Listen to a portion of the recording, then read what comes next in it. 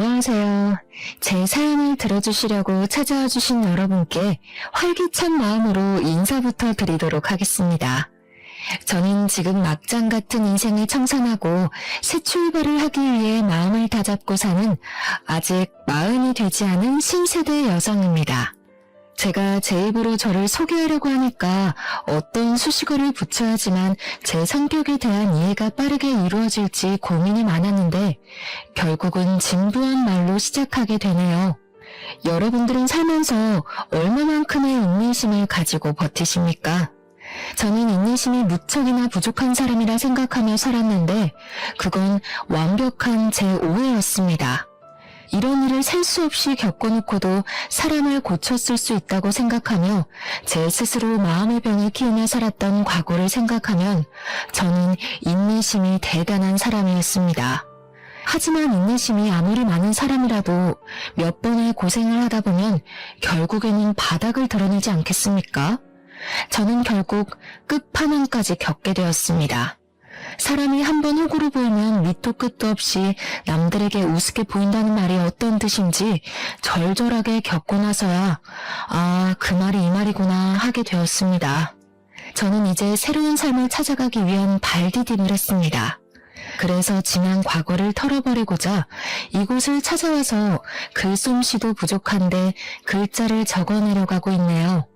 이쯤 되면 얼마나 기가 막힌 이야기들이 펼쳐질지 궁금하실 텐데요. 지체 없이 바로 이야기를 시작해 보도록 하겠습니다. 이야기를 들으면서 모질이 같은 우리 남편 욕 실컷 해주시고 여러분들의 가슴 속에 있는 응어리도 한번 풀어보셨으면 좋겠습니다. 저희 남편은 수식어가 많이 필요하지 않은 단조로운 사람에 가깝습니다.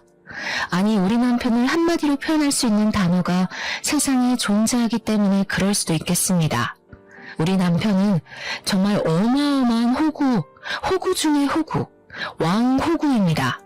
솔직히 연애를 하던 시절에도 우리 남편은 호구였습니다만 저는 그 허물을 장점으로 생각했습니다. 아니, 그때는 그냥 몰랐던 거죠. 호구가 얼마나 큰 단점인지에 대해 전혀 몰랐기에 남편이 그저 순수한 사람이라고만 생각해서 사랑하게 되었고 연애를 하게 되었습니다. 그때 그 시절로 돌아갈 수 있다면 옆에서 정말 말려주고 싶네요. 호구는 절대 만나면 안 된다고. 제 속이 문드러져서 썩을 거라고 말입니다. 제 남편은 말입니다. 그냥 거절이라는 것을 잘 못하고 바보 같고 남들에게 뒤통수나 맞는 그런 모자란 사람이었던 것이었습니다. 회사에서도 혼자 모든 잡일을 떠안아서 야근을 하는 그런 멍청이요. 왜 그런 짓을 하냐고요? 거절을 못하니까. 남들이 부탁하면 예 알겠습니다 해서 그런 거예요. 저는 그런 남편에게 몇 번이나 거절을 하는 법을 알아야 한다고, 남들이 부탁하는 걸 단호하게 쳐낼 줄 알아야 한다고 말을 수도 없이 했지만 고쳐지지가 않았습니다. 보통은 이러면 도망을 가거나 이별을 고할지 모르겠지만 저는 제 자신을 너무나도 자만하고 말았습니다. 제가 이 남자를 변화시킬 수 있을 거라는 그런 생각을 하게 된 거죠. 솔직히 저는 제가 남편을 고칠 수 있을 거라고 생각했습니다. 우리 남편에게 가장 답이 없는 부분은 바로 고등학교 친구들이라는 세 놈, 철수, 민수, 동수라는 수 3형제인데 진짜 쓰레기 중에 쓰레기인 놈들이었습니다. 우리 남편은 친구라고 부르는 사람들이지만 제 생각에 그들은 남편을 친구라고 생각하지 않는 것 같았습니다. 결혼식 전에는 전혀 느끼지 못하고 있었는데 결혼식 이후에 완전히 제 생각을 바꿔놓은 놈들이 바로 그 쓰레기 수 3형제였습니다. 결혼식 당일에 축의금을 셋이서 각각도 아니고 합쳐서 10만 원을 내고서는 자기들 여자친구까지 알뜰하게 불러서 뷔페를 박살내고 간 걸 시작으로 말입니다. 결혼 이후에 저희 신혼집을 매일같이 찾아와서 술을 달라고 하질 않나, 밥을 달라고 하질 않나, 근처에 볼 일이 있는데 시간이 남는다고 집에 와서 낮잠을 자질 않나. 정말 제가 이 사람들은 뭐지? 소리가 절로 나올 정도로 저희 집에 찾아와서 민폐란 민폐는 전부 다 끼치고 가는 놈들이었습니다. 시간과 장소를 가리지 않고 대문을 두들겨 대는데 자다가도 벌떡 일어났던 적이 한두 번이 아니었습니다. 한 번은 저희 남편이 야밤에 나간다고 하길래 어디를 가는 거냐고 물어보니까 술 삼형제 중에 민수라는 놈이 술을 마셨는데 술값이 없다면서 남편을 불렀다는 겁니다. 옷을 갈아입으면서 민수가 기다리겠다고 빨리 다녀온다는 답답한 남편놈의 멱살을 그날 처음으로 잡아보았습니다. 당신이 무슨 억만장자야? 갑부야? 무슨 돈을 그렇게 맨날 내주겠다고 난리를 쳐. 그것도 이 밤에 자다 말고 술값을 내주러 간다고. 오죽 부를 사람이 없었으면 나한테 연락을 했겠어. 민수가 원래 그런 애가 아니잖아. 아니긴 뭐가 아냐. 허구한 날 찾아와서 민폐만 부리고 가는데 그것도 친구라고 부르고 싶어? 나가기만 해봐. 아주 아작을 낼 줄 알아?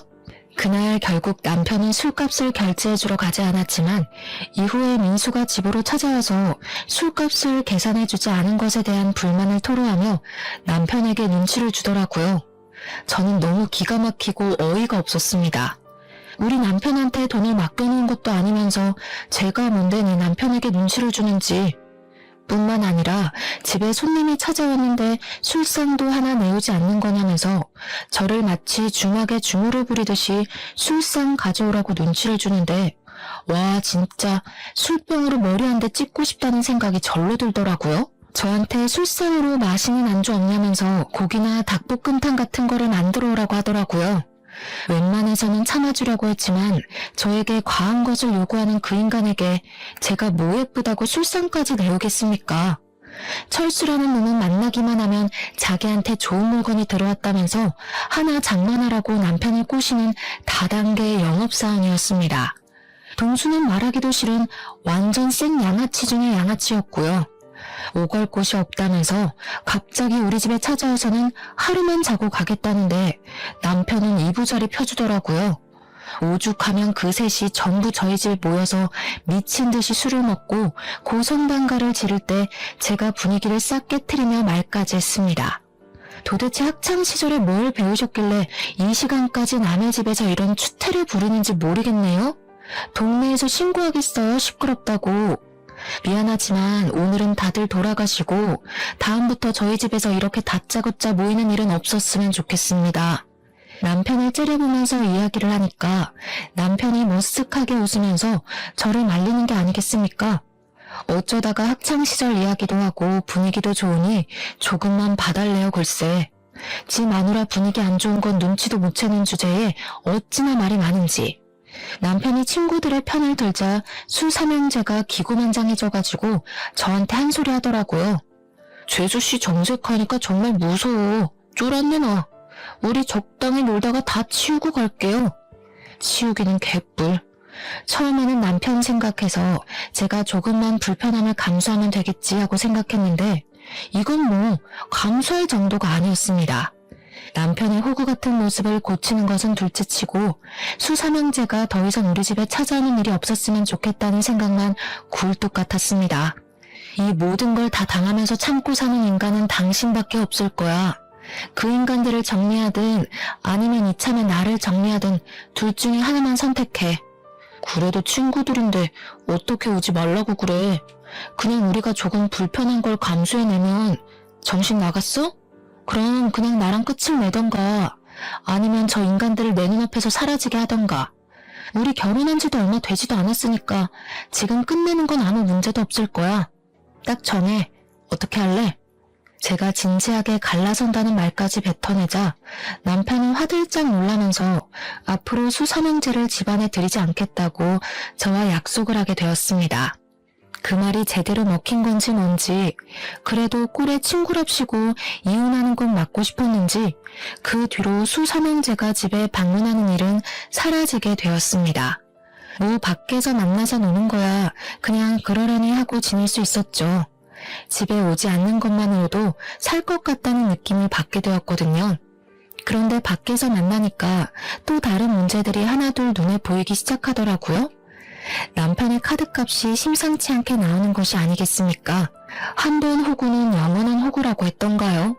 딱 보아하니까 술값을 모조리 남편이 계산하고 있는 것 같았습니다.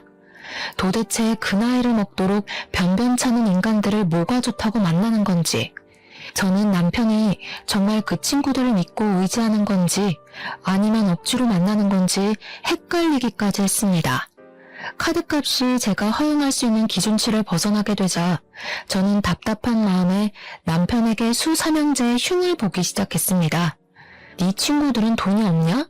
맨날 당신이 술값 계산하는 것 같은데 그게 맞아? 그러니 남편이 진짜로 수삼형제가 돈이 없다고 우물쭈물하면서 말을 하더라고요. 그런데 저희 아버지께서 공장을 하나 운영을 하고 계셨거든요. 남편이 저에게 은근슬쩍 친한 척을 하면서 동수놈이 취직이 안 된다고 저희 아버지 공장에 취직을 좀 시켜주면 안 되냐는 식으로 물어보더라고요. 저희 아버지 공장이 전문성을 띠고 있는 업종이기도 하고 자격증이 있어야지만 일을 할 수 있는 곳이기도 하고요. 그리고 청렴결백으로 운영을 해오신 분이세요. 저희 친정아버지야말로 존경받는 기업인으로 추대받아 마땅한 분이신데 그런 아버지께 취업 청탁을 그것도 할 줄 아는 게 없는 동수놈을 말입니다. 저는 남편을 아주 하찮게 바라보면서 우리 아버지 공장은 그렇게 청탁을 해서 들어올 수 있는 곳이 아니라고 딱 잘라서 거절을 했습니다. 어떡하지? 이미 말을 해본다고 했는데 장인어른 공장이라서 취업 걱정 안 해도 된다고 큰소리 떵떵 쳤는데 장인어른한테 부탁 딱 한 번만 드려보면 안 되냐? 그래도 내 친구인데 해주시지 않을까? 우리 아빠 공장인데 왜 당신이 큰소리를 떵떵 쳐서 이 사달을 만들어? 절대 안 되니까 그런 줄 알아.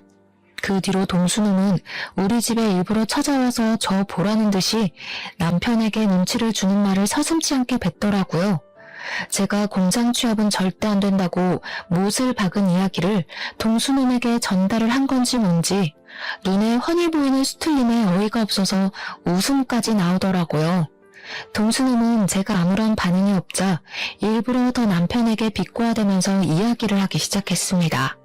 내가 말이야, 너도 알다시피 공부는 못했어도 일은 되게 잘하는 편인데 단순 노동 같은 거 말이야. 감시 같은 것도 잘하고 사실 공장 같은 데서 하는 일이라고 해봐야 단순 노동 정도 아닌가? 요즘은 뭐 로봇도 다 한다며. 그러자 옆에서 철수와 민수까지도 맞장구를 쳐주면서 은근슬쩍 저희 친정아버지 공장 이야기를 꺼내면서 제 눈치를 살펴보는 게 아니겠습니까? 그러고 보니까 제주씨네 친정이 무슨 공장한다고 그러지 않았었나? 네, 맞아요. 저희 친정아버지께서 공장 운영하시죠. 근데 요즘 일하겠다는 경력자들이 한둘이 아니더라고요. 아버지께서도 인력이 넘쳐서 곤란하다고 하시는데 제가 우리 공장에서 일을 할 수 없다는 뉘앙스를 팍팍 풍긴 이후로 남편은 저에게 엄청나게 서운하다는 식으로 그때 이야기를 꺼냈습니다. 본인이 정말 고등학교 시절부터 친하게 지내고 믿고 의지하는 친구인데도 불구하고 아무런 도움을 줄 수 없다는 게 분하다고 말입니다. 절친이 힘들 때일수록 도와주고 해야 하는 거 아니냐고, 그래야 나중에 자기도 뭐 도움을 받을 수 있는 거야 하면서 구시렁거리는데 참새가 짹짹대는 줄 알았습니다. 제가 그냥 별다른 말하는 것도 우스워질 것 같아서 아무 소리 하지 않고 일관되게 남편을 무시하고 있었는데 남편은 계속 멈추지 않았습니다. 아니, 무슨 불만은 자기 혼자만 가지고 있겠습니까?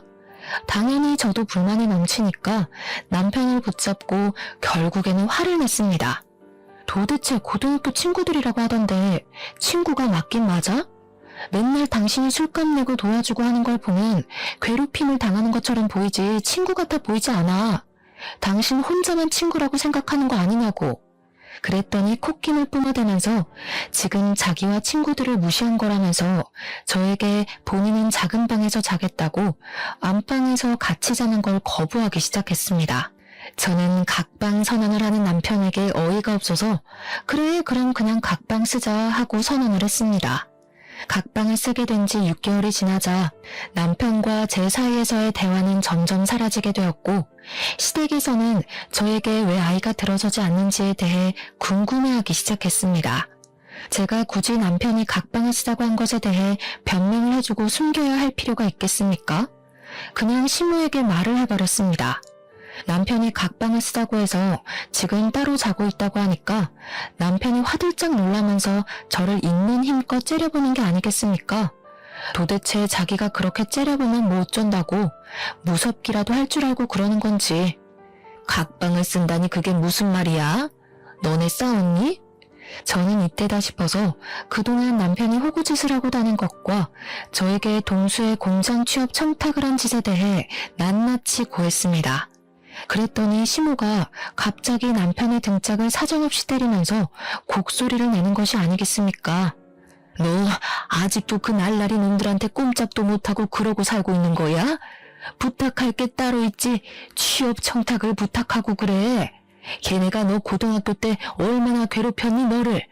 내가 속이 상해서 아이고 우리 며느리 볼 낯이 안 선다 내가. 그러면서 시모가 제 손을 잡고 남편이 고등학교 때 그 수삼형제에게 얼마나 당하고 살았었는지에 대해 하나하나 말을 해주시는 게 아니겠습니까? 남편이 쪽이 팔린 건지 시모에게 그만하라고 소리를 치는데 저는 사건의 모든 것이 궁금해서 시모에게 계속 이야기를 해달라고 했고 상상을 초월하는 이야기를 전해 들었습니다.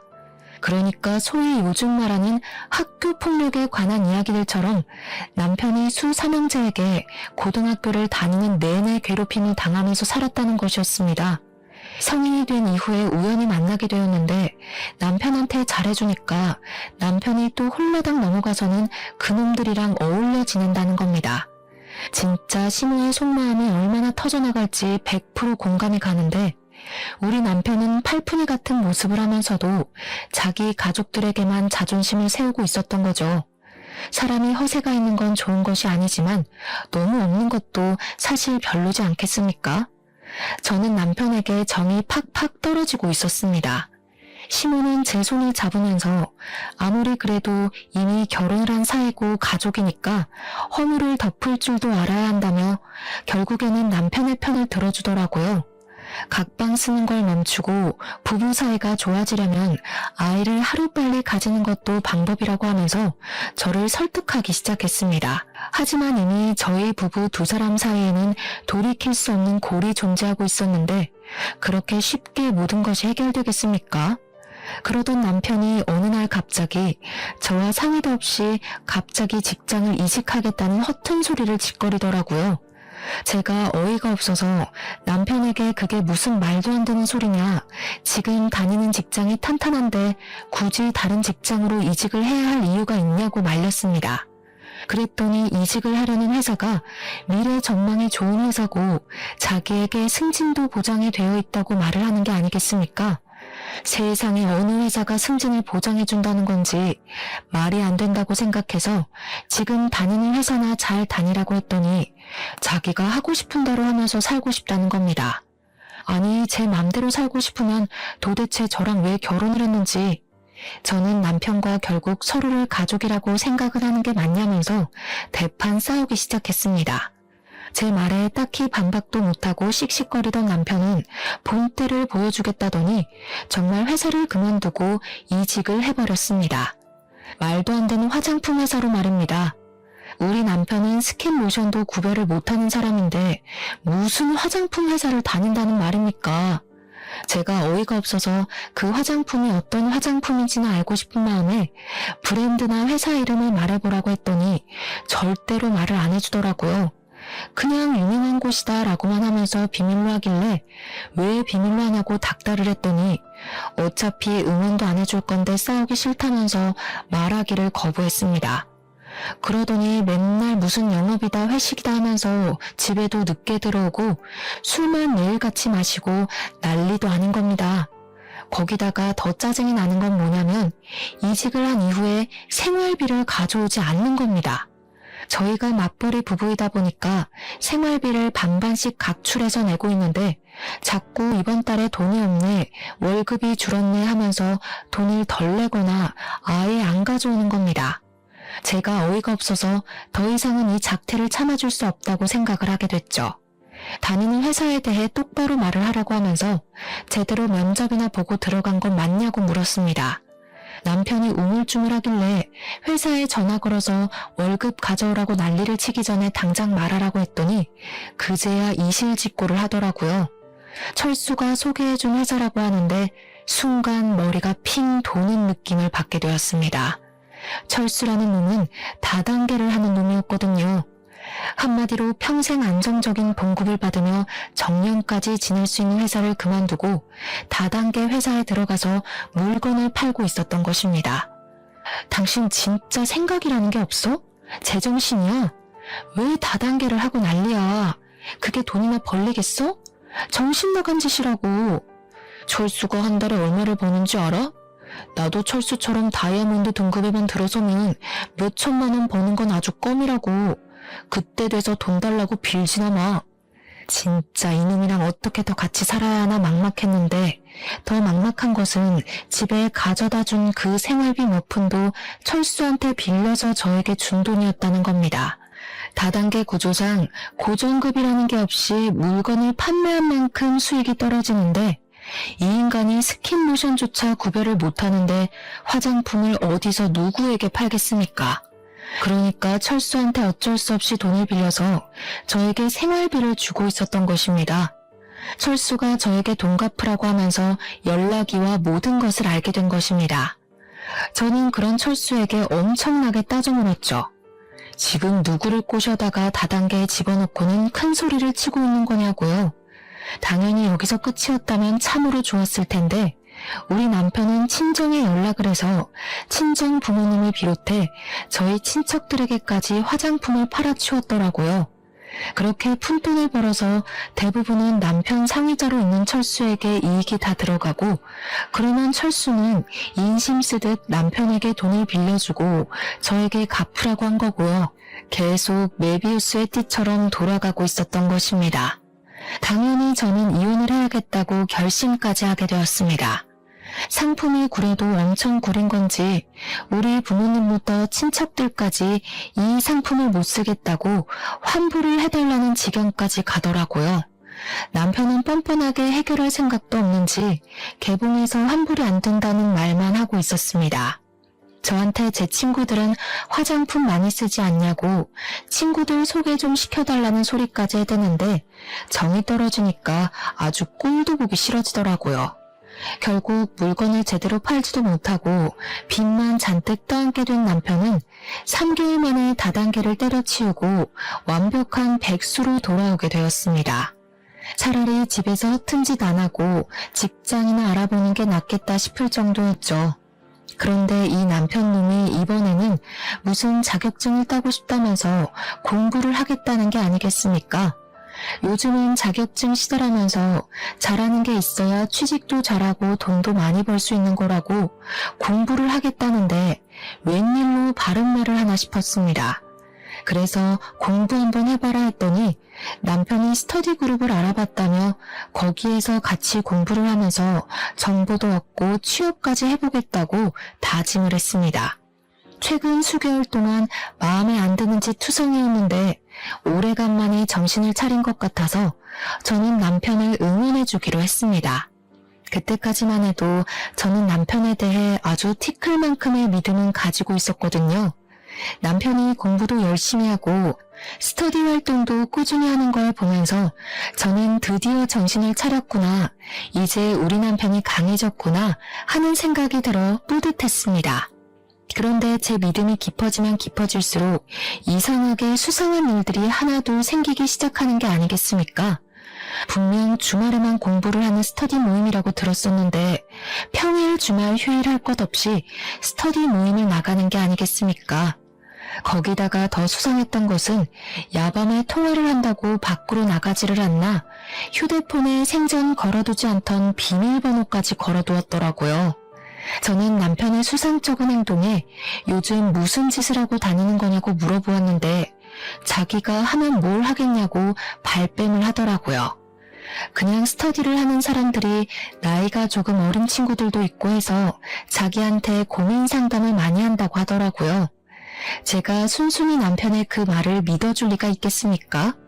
우리 남편이 정말 거짓말을 더럽게 못하는 사람이거든요. 그러니까 남들의 부탁도 거절을 잘 못하는 거고요. 남편이 거짓말을 할 때마다 입이 마르는지 혀를 내밀어 침을 발라대는데 스터디 이야기만 나오면 시선을 어디다 두어야 하는지도 모르고 입술에 침을 계속 바르더라고요. 딱 봐도 거짓말을 치는구나, 나에게 숨기는 게 있는구나 하는 마음이 들었는데 제가 그 부분을 파내지 않으면 안 되지 않겠습니까? 저는 남편이 자는 사이에 휴대폰 지문인식을 통해서 휴대폰 잠금 화면을 푸는 데 성공을 했고 열어서는 안 되는 판도라의 상자를 열어버렸습니다. 정말 그 밤에 소리를 지를 수도 없고 분노에 부들부들 떨면서 남편의 모든 메신저를 확인하고 저는 정말 경악에 휩싸이게 되었습니다. 휴대폰에 잠금을 해놓을 수밖에 없었던 이유가 있더군요. 바로 남편이 저 몰래 바람을 피우고 있었던 것이었습니다. 알고 보니 스터디에 간다던 남편은 아예 스터디 활동이라는 것을 시작한 적도 없었고 웬 처음 보는 단톡방에 들어가서 다른 여자와 바람을 피우고 있었던 겁니다. 그 단톡방이 말입니다. 스터디를 가장한 유부 남녀들의 은밀한 모임이었던 것이었습니다. 한마디로 남편의 상간녀 또한 유부녀라는 소리였습니다. 심지어 그 여자와 함께 나눈 대화 내용에는 제 욕이 정말 입에 담기 힘들 정도로 어마어마하게 담겨 있었습니다. 우리 남편이 평소에 저를 이렇게 생각하는 것도 충격적이고 불륜녀에게 환심을 사고 싶어서 저를 팔아치운 것을 알게 되니 기분이 나락으로 가더라고요. 집에는 바가지를 박박 긁어대는 여편네가 있어서 살기 힘들다. 여편네 친정 또한 기가 세서 내가 놀리고 산다면서 제 욕에 우리 부모님 욕까지 들어있는데 글쎄 저희 아버지 욕은 정말 너무 심해서 참아주기가 힘들 정도였습니다. 저희 아버지가 운영하시는 공장이 거품이 가득 끼어있다부터 시작해서 친인척들은 다 뒤로 해먹고 있을 거다. 장인어른도 깨끗한 사람은 아니다 하면서요. 한평생 뒷돈 한 번 받지 않고 청렴결백하게 공장을 운영하신 우리 아버지를 모욕하는 말을 보았을 때 저는 정말 눈꺼풀이 파르르 떨렸습니다. 너무 화가 나서 눈물이 나올 것 같은 기분이 뭔지 아십니까? 남편이 뒤척거림도 없이 씩씩거리면서 자고 있는데 정말 휴대폰으로 머리를 찍어버리고 싶었습니다. 남편이 평소에 저와 저희 친정에 대해 이렇게 생각하고 있었다는 걸 알게 되자 피가 차갑게 식었습니다. 더 웃긴 게 상간녀에게는 돈 많은 척 연기를 하고 있었더라고요. 집에 생활비 한 푼 가져오지 못하는 백수 주제에 말입니다. 심지어 상간녀한테는 자기가 한 달에 1,000만 원씩 저에게 생활비를 주고 있는데도 제가 돈 더 가져오라고 바가지를 긁는다면서 허세 가득한 문자를 보냈더군요. 한 달에 1,000만 원씩 가져다 주기만 하면 바가지는 무슨 바람을 피워도 그냥 모른 척 지냈을 텐데 백수 주제에 이게 무슨 개소린지. 상간녀도 그 실제 하지도 않는 돈이 필요한 건지 그런 와이프가 있으면 얼마나 스트레스를 받겠냐면서 위로해주는 척 사장 한번 꼬셔서 인생 펴보라는 여우년이었습니다. 정말 그 상간녀도 끼리끼리라는 게 드러나는 부분이지 않겠습니까? 남편이 무슨 사장은커녕 아무것도 아닌 놈인데 그런 줄 믿고만 있다는 게 말입니다. 상간녀의 머리도 대단한 멍청이라는 게 증명되는 부분이었습니다. 저는 갱생이 불가능한 남편을 버리기로 결심했고 그날 남편의 휴대폰에서 보았던 모든 내용을 증거로 수집하기 시작했습니다.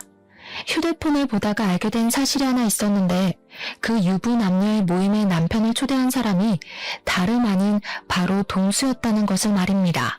제 남편이 하다하다 친구의 추천으로 불륜까지 저지를 거라고는 상상도 못했는데 제대로 제가 뒤통수 맞은 거죠. 저는 이놈을 더 이상 봐주지 않고 제대로 참교육을 하기로 결심을 했습니다.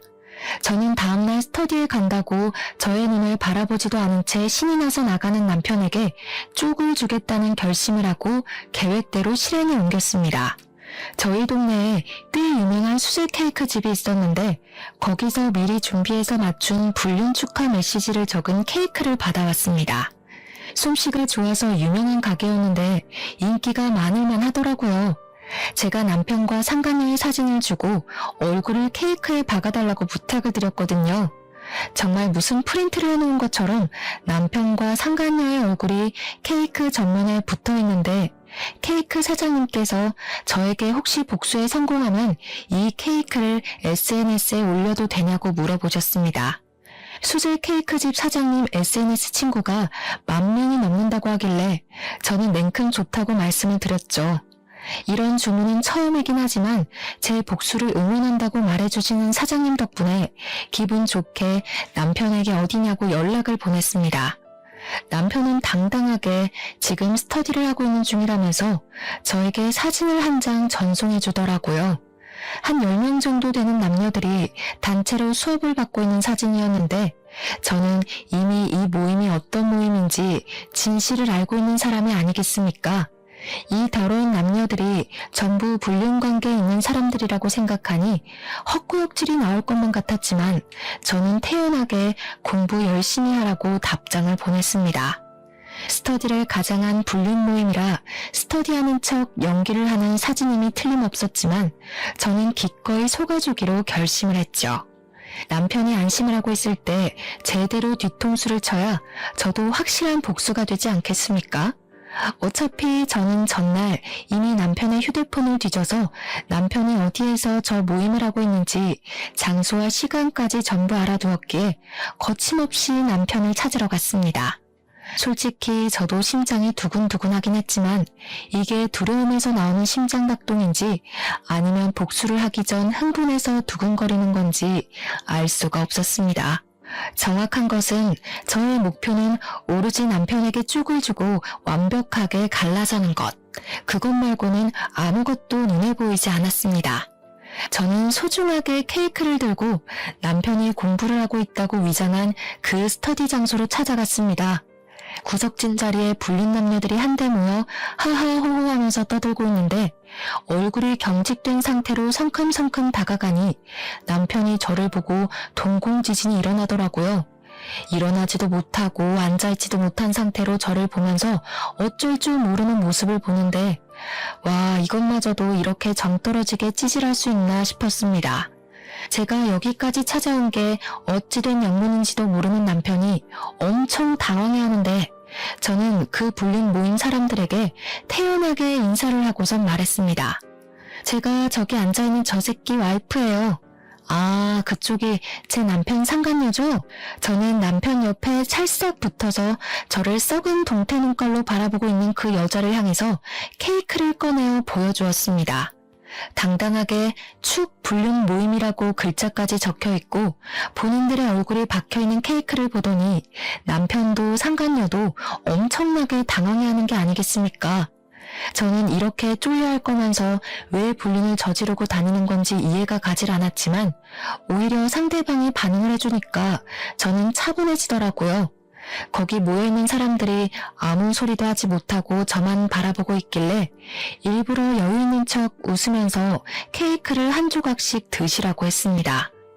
일부러 제가 커팅을 하는데 불륜 남녀의 영원한 사랑을 기원한다는 글자와 남편과 상간녀의 얼굴을 칼로 조각조각 내서 주었습니다. 아마 자기 얼굴이 난도질 당하는 걸 눈앞에서 목격했으니 기분이 꽤 나빴을 거라고 생각합니다. 그러자 불륜녀가 난도질이 된 자신의 얼굴과 케이크를 보면서 저에게 소리를 치더라고요. 야! 이게 무슨 짓이야? 당신이 여길 어떻게 알고 나타나서 일단 집에 가자. 집에 가서 이야기하자 우리. 다 오해야. 내가 설명할게. 오해? 와, 바람 피우는 상간녀 속상하게 너희들 사이가 오해라고 말을 하는 거야? 아니, 그게 아니라 여기서 이게 뭐하는 짓이야. 뭐하는 짓? 지금 내가 너한테 묻고 싶은 말이 그거야. 너는 지금 뭐하는 짓이야? 공부? 자격증? 진짜 까고 있네. 여기서 이 어린 년이랑 바람 피우는 게 너한테는 공부냐? 쪽팔린 줄 알아. 그 나이 처먹고 돈도 없어서 빌빌거리는 주제에 누가 누구랑 불륜을 저지르고 있는 건데? 그러고는 너무 열이 받아서 얼굴을 조각조각 낸 케이크를 냅다 남편의 얼굴에 던져버렸습니다. 제가 워낙 불륜이라는 말을 큰 소리로 뱉기도 했고 케이크까지 던지니까 카페에 있던 사람들이 순식간에 조용해지고 다들 제가 있는 테이블을 바라보고 있었습니다. 거기 있던 사람들이 전부 불륜 모임이라고 하지 않았겠습니까? 혹시라도 사진이라도 찍힐까봐 다들 얼굴을 은근슬쩍 가리는데 참 찌질하더라고요. 순간 상간녀가 황급히 자리를 박차고 나가려는데 제가 순순히 곱게 보내주면 성을 갈아야 하지 않겠습니까? 바로 머리끄덩이를 잡아챘습니다. 여기 있는 놈들 다 유부녀 유부남인 거 내가 모를 줄 알아? 야, 너도 유부녀잖아. 너네 남편 어디 있어? 네 남편도 너 이 짓거리 하는 거 알아? 이 남자가 네 인생 책임져 줄 것 같지? 이 사람이 사장인 척 여자 꼬시고 있던데 이 남자 돈 한 푼도 없는 알거지야. 너한테 월 수입도 거짓말한 거라고 이 멍청한 년아. 이 남자가 그렇게 가지고 싶으면 가져. 제발 내 옆에서 데려가 달라고. 무슨 소리예요? 매달 1,000만 원씩 생활비 받고 있다면서. 1,000만 원? 지나가던 개가 웃겠다. 화장품 하는 다단계 직원이 뭐가 좋다고 들이대냐? 아, 그리고 너네 남편한테 내가 연락해도 되냐? 둘이 정정당당하게 결혼하면 되잖아. 너무 잘 맞는데? 한 명은 남자 등쳐먹는 성형 중독녀에, 한 명은 화장품 다단계 직원. 둘이 너무 잘 어울린다. 둘이 꼭 결혼까지 했으면 좋겠네. 분에 이기지 못하고 머리끄덩이를 잡고 이리저리 휘두르고 있는데 이게 얼마나 재미난 구경거리겠습니까? 카페에 있던 손님이고 아르바이트생이고 할 거 없이 하나도 휴대폰을 꺼내더라고요. 사람들이 조용히 촬영을 하는 걸 보자마자 차라리 잘 됐다 싶었죠.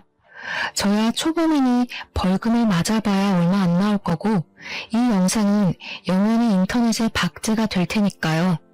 머리끄덩이를 잡혀 흔들리는 와중에도 사람들에게 얼굴을 가리면서 영상 찍지 말라고, 사진 찍지 말라고 소리를 치고 있더라고요. 남편도 불륜녀를 감싸느라 사람들에게 사진 찍지 말라고 소리를 치고 있는데 설마 사람들 휴대폰만 카메라겠습니까?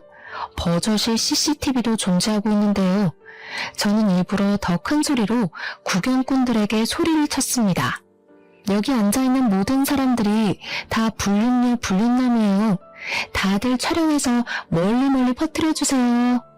그 말이 끝나기 무섭게 고개를 숙이고 가만히 앉아있던 사람들이 화들짝 놀라면서 자리를 뜨기 시작했습니다. 다들 머리카락으로 얼굴을 가리고 손으로 얼굴을 가리면서 도망을 치는데 엄청나게 우습더라고요. 그날 남편을 데리고 집으로 돌아왔는데 이 미친놈이 정신을 못 차린 건지 저에게 씩씩거리면서 어떻게 이런 쪽팔림을 줄 수 있냐고 하더라고요. 저는 생크림이 고대로 묻어있는 남편의 뺨을 2번이나 세게 때리고는 지금 누가 누구한테 쪽팔림을 준 건지 아냐고 따져 물었습니다. 나 너처럼 드세고 귀여운 맛이 없는 여자랑은 더 이상 못 살겠어. 지금 누가 누구한테 할 소리를 해. 나도 너랑 살고 싶은 줄 아니? 이혼해. 남편이 그 길로 짐을 싸서 시댁으로 갔는데 시모가 저를 시댁으로 부르는 것이 아니겠습니까? 제가 뭐 피할 이유가 있나요? 시댁에 갔더니 남편을 왜 쫓아냈냐고, 무슨 일이냐고 걱정스럽게 물어보시는데 보아하니 자기가 지은 죄가 있어서 말을 못한 것 같더라고요. 시모가 저에게 무슨 일이냐고 물어보는데 남편이 식겁을 해가지고 굳이 여기까지 왜 불렀냐고, 너는 오란다고 오냐고 화를 버럭 내더라고요. 저는 막 웃었죠. 남편이 불륜녀와 저지른 불륜의 증거들을 싹 프린트해뒀었는데 이때다 싶어서 시부모님 손에 딱 쥐어드렸습니다. 시모가 한참을 그 프린트물을 보더니 바들바들 떨면서 남편을 향해 소리를 치셨습니다. 네 놈이 드디어 정신 나갔구나. 바람을 피웠어? 아니, 그거 다 오해라니까. 엄마는 내 편 들어줘야지. 편들기는 개뿔. 아주 당당하게 만나고 있던데요. 둘이 무슨 공부하는 걸 빌미 삼아서 연애질을 하고 있더라고요. 그 모임도 공부 모임이 아니라 불륜하는 인간들끼리 만든 모임이었고요. 제가 오늘 카페에서 쪽을 줬으니까 아마 인터넷에 올라오지 않을까 싶은데 휴대폰으로 확인해 보세요. 그랬더니 시부모도 남편도 휴대폰을 열더니 이것저것 검색을 하는 게 아니겠습니까? 아, 어머님. 그리고 제가 말씀드렸죠? 그 3명이 남편 인생 망하게 만들 거라고요. 여기 불륜 모임을 누가 소개해준 줄 아세요? 동수가 초대했어요. 동수가 아주 친구 인생 제대로 망치고 싶었는지 바람 피우라고 등 떠민 거라니까요. 그러게 제가 그 세 명이랑 멀리하라고 할 때 남편 정신 차리고 영 끊으면 이런 일까진 안 일어났겠다. 그렇죠? 하여튼 저는 이혼의 소송까지 모조리 할 준비가 되어 있으니까 그렇게들 하세요. 그 말을 끝으로 시댁에서 미련 없이 나왔는데 등 뒤에서 시모가 막 물건을 집어던지면서 남편에게 화를 내는 소리가 나더라고요.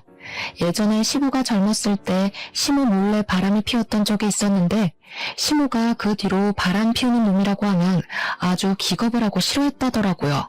그래서 시모가 큰 소리를 내면서 남편에게 자기 아비한테 배운 게 그거밖에 없냐고 나가 죽으라고 남편을 향해 발길질을 하고 계시더라고요. 궁금해서 뒤를 슬쩍 돌아보니까 남편이 시모 다리에 매달려서 빌고 있는데 어찌나 궁상맞던지 3주 정도의 시간이 흐르고 난 뒤 대충 정리할 거 다 정리해서 협의 이혼을 하기로 한 날 남편과 마주하게 됐는데 남편 몰골이 말이 아니더라고요. 살도 쭉 빠져가지고 얼굴이 정말 죽을 상이 되어서는 저를 보자마자 눈물을 줄줄 흘리는 게 아니겠습니까? 갑자기 제 발 앞에 무릎을 꿇으면서 자기가 잘못했다고 이혼 안 하면 안 되냐고 하는데 뭘 잘못 처먹었나 싶었습니다. 저는 나름 그놈의 사정이 궁금해서 무슨 일이냐고 물어보았습니다. 철수한테 내용 증명이 도착하는 바람에 우리 부모님이 빚이 있다는 사실까지 알아버렸어. 엄마가 나를 얼마나 팼는지 오갈 곳도 없고 집에서는 하루 종일 눈치만 보이고 취직도 안 되고 돈 벌어서 알아서 갚으라고 해서 나 지금 막노동 뛰고 있어. 내가 다시 취직해서 안정적으로 돈 벌어올 테니까 한 번만 봐주면 안 될까? 불린 노랑도 다 정리했어. 진짜 한 번만 용서해줘. 내가 2번 다시는 이런 일로 당신 실망시키지 않을게. 그래, 앞으로 정신 똑바로 차리면서 살았으면 좋겠고 하지만 이혼은 절대로 못 눌러줘. 법원 앞에서 엉엉 소리를 내면서 울고불고 하는데 법원을 지나가는 사람마다 남편 꼴을 보고 혀를 끌끌 차더라고요. 남편이 잘못했나 보네. 그러니까 이혼을 당하지 하며 한 소리씩 하시면서요. 협의 이혼을 하는 그날까지 또 통쾌한 일이 하나 더 있었는데 그날 찍힌 동영상이 동네 맘카페에 싹 풀리면서 남편은 또 한 번 인생의 타격을 받게 되었습니다. 정말 각종 커뮤니티 사이트마다 케이크 불륜남으로 박제가 되면서 길 가다가 사람들이 알아볼까봐 고개도 숙이고 다니고 완전 페인처럼 산다고 하더라고요. 시부모는 저에게 미안하다고 장문의 메시지를 보내시곤 했지만 저는 그냥 읽고 씹어버렸습니다. 사람들은 말입니다. 자기 분수에 맞게 어울려 살아야 한다고 생각을 합니다. 그리고 친구 따라 강남 간다는 말처럼 친구도 제대로 골라서 사귀어야 하고요. 그냥 한순간의 실수로 바람만 피웠으면 저에게나 나쁜 놈이지 않겠습니까? 도대체 다단계는 왜 해가지고 이도 저도 아닌 놈이 되는지 모르겠습니다. 저는 이혼을 한 이후에 아주 행복한 솔로 라이프를 즐기면서 살고 있는 중이랍니다. 아직 제 나이가 40도 되지 않았으니까요. 이 남자 저 남자 만날 남자 하나 없겠냐 하는 마음을 먹고 편하게 살고 있는 중입니다. 전 남편이랑 살던 집 정리해서 나온 돈으로 혼자 살만한 투룸을 얻었고요. 위자료까지 싹 받아 챙긴 돈으로 노후 자금을 마련해두니 너무나도 편하더라고요. 이래서 잘릴까 당장 생활비 부족할까 신경을 안 써도 되고요. 오죽하면 늘 명치가 답답하고 아팠었는데 싹 내려갔지 뭐예요? 생각을 해봤는데 굳이 안 될 것 같은 놈 질질 끌고 갈 필요가 없더라고요. 제 인생 당당하게 저 혼자 즐겨보려고 노력하며 남은 인생 누구보다 멋들어지게 살겠습니다. 감사합니다.